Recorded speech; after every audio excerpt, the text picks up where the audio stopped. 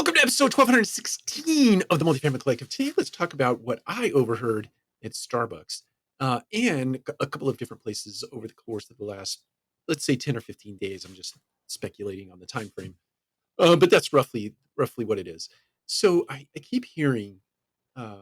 Let's talk about the specific experience at Starbucks, where I heard someone being interviewed to be a barista at Starbucks, and one of the questions was um, how have you really dealt with the pandemic and what impacts have you felt is something along those lines was the question, the impact from COVID in the last 2 years. And the person said, look, what I figured out is that I cannot work from home.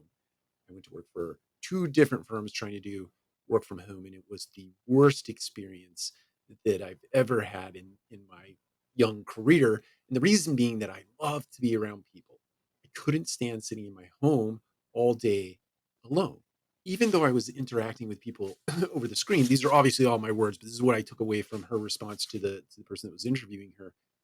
I need to have that in-person interaction. She went on to cite energy as being one of the main components of that. Yes, I was eavesdropping. But anyway, the the punchline is that I think that people this is all of this information is anecdotal.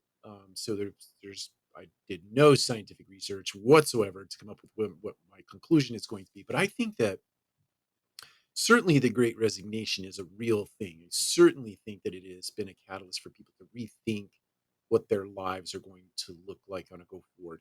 But I also believe this is a little more scientific in nature, that most things revert to the norm over some period of time. So you get these extremes. For those of you who can't see what I'm doing, I'm sort of going up on a graph, going way up, you get an extreme, or you go way down, you get an extreme. But over the course of a long bit of time, things sort of revert back to a mean or an average or a norm.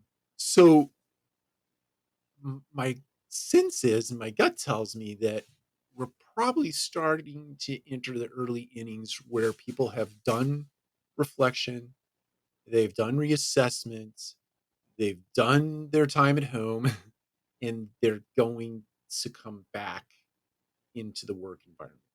And they're going to want to do that. I think there'll be a catalyst that will cause people to come back to the office. And that catalyst is that people will start coming back to the office. The More specifically, I mean, a few are going to trickle in, and then a few more, and a few more. And before you know it, there will be people that are working from home that think, I'm missing out. I'm really missing out.